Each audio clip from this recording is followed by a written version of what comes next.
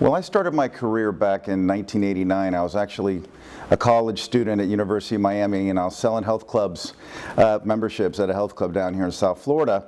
And a college classmate and I went to work, he came to work with me at that health club, and we quickly rose to the ranks of the highest salespeople in the country until he left to go work for the local wireless phone provider down here.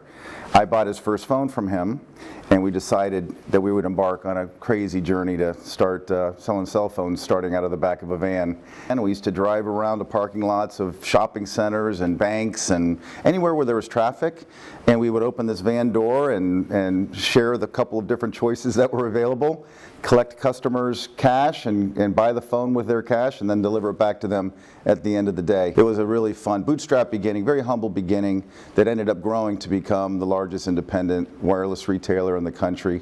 We took that company public in November of 1997, so about 9 years later. My days are very crazy here at T-ROC. I travel a lot. I'm traveling to see our team. We operate across the country in all 50 states. I'm traveling to see potential customers and current customers. So when I'm in the office, I'm usually cramming 3 or 4 days worth of meetings into 1 or 2 days. So it's full schedule all day long. It's a lot of fun. Then I end up doing email from late at night or on weekends to keep up. So we operate in all 50 states, and now we just last year launched our international division. So we're starting in Canada and LATAM, expanding our services outside the borders of the U.S. We have over 5,000 W-2 employees, and we have a contingent workforce of about 20,000. And we do fly under the radar because our brand is not in front of the consumer. It's those big brands that we just talked about that are in front of the consumer. So we will visit Apple stores with an Apple badge, and we will train those Apple associates on how to sell and make sure that those salespeople are fully up to speed with why Apple is so great and why it's better than an Android type phone, etc. So we really represent the brands more than we represent the T-ROC brand. Early on, 3 or 4 months into the launch of that first business out of the van, we were doing extremely well. But we were very small, and we didn't have a direct relationship with the wireless phone carrier at the time. So we had to activate our phones through a master agent. So we would activate these phones through them. They would get paid by the service provider. Service provider would pay them, and then they would pay us.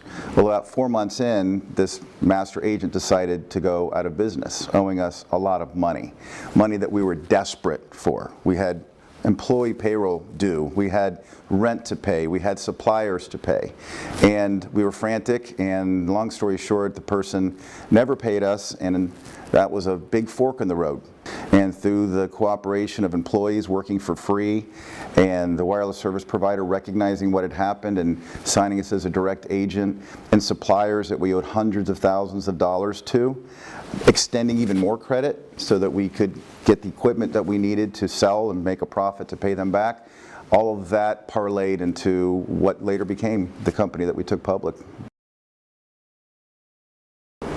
The Chamber is a very important part of the South Florida community. I mean, it is the most well-recognized chamber and probably one of the most and best well-run chambers that I've seen across the country in my experience. They offer resources that a company of any size can benefit from.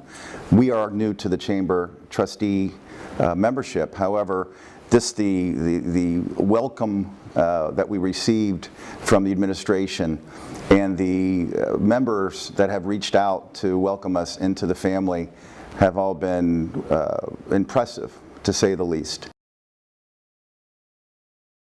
I like to do things that involve the civic responsibilities, so and philanthropic endeavors. So I'm a long-time board member of the Big Brothers Big Sisters organization of Miami down here. I'm a former chair of the Miami agency and now a founder of the foundation board that was just launched several years ago. I love that cause.